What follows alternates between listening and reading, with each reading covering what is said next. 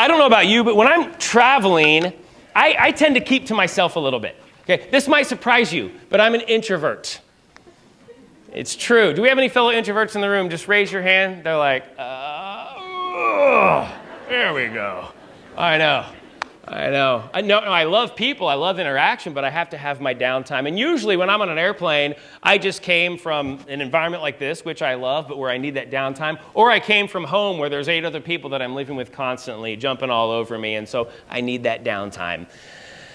So, but this one time, rather than like playing a game or listening to a podcast or reading a book, things took a different turn. When I got onto this specific plane, the flight attendant was really special. Her name was Julie. She was warm, she was friendly, she was inviting, and since she was so awesome, she inspired me to show up differently that day.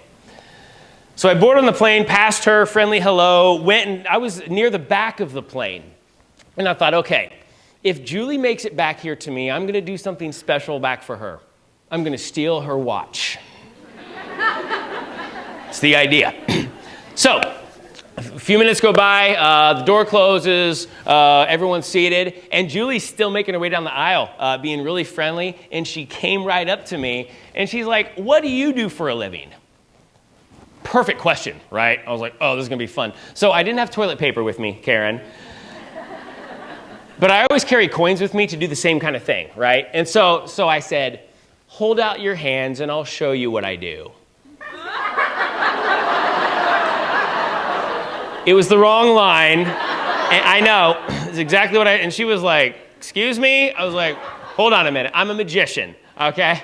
Here, hold these coins." And so she's kind of like looking around, and now people are kind of turning their heads like, what's going on back here? So she holds out her hands, and we do the thing with the coins, right?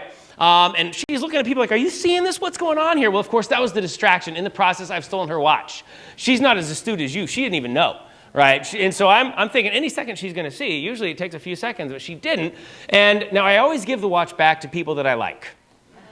I'm kidding. I already told you. I give it back to everyone, but I didn't get the chance. Right? I was about to be like, "And here's your watch." And she goes, "Excuse me, I have to make an announcement." And she runs right back to the back of the plane there. That's when I took a closer look at her watch. It was a Rolex. I was like, whoops. Thought it was a Timex.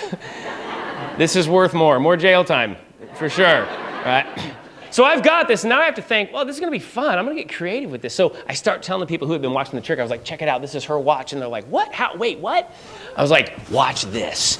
So she starts making her announcement. I just hold the watch up in the air like this, waiting for her to see it and notice. And everyone's just like watching her, watching me like, this is going to be insane.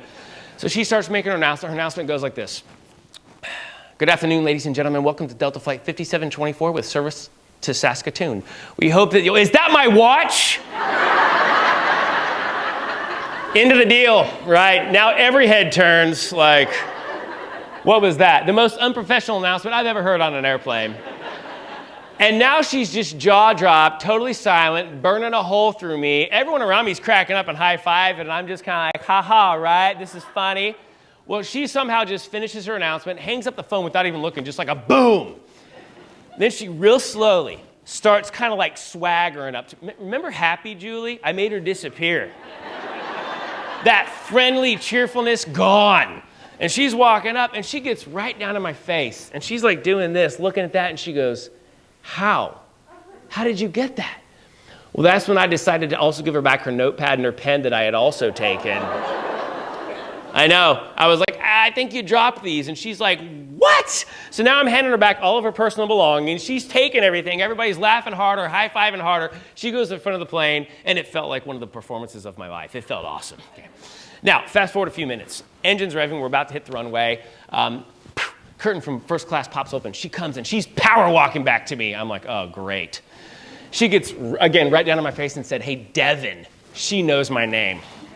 That's not good. First day of school, you know a student's name.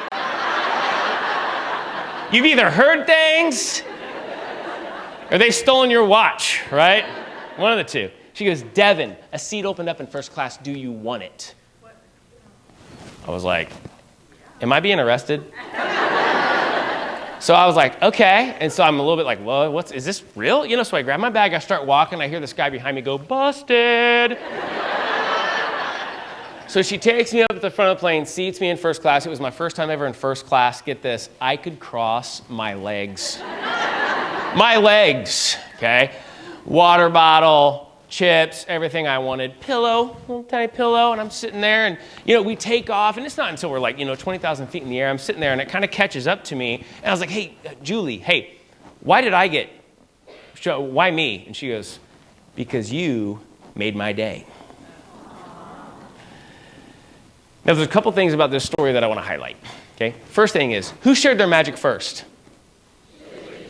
Julie did. Okay, which inspired me to share my magic. And that just shows when you're the first one to share your magic, no matter how new or scary it might seem, you can inspire the people around you to do the same. People you work with, students that you serve, families. You can inspire people by sharing your magic first. Second thing that I want to highlight. Did you notice the same trick that fell flat in my AGT audition was the same trick that wowed Julie on the plane that day? And that just goes to show, just because your magic isn't well received in one environment, doesn't mean it can't be a complete home run in another. So just keep sharing. And then the third thing is, when you make sharing your magic a lifestyle, you're going to inspire people in ways you never even imagined. And if you remember to find it, to focus it, and to feed it, you might just fly through life first class.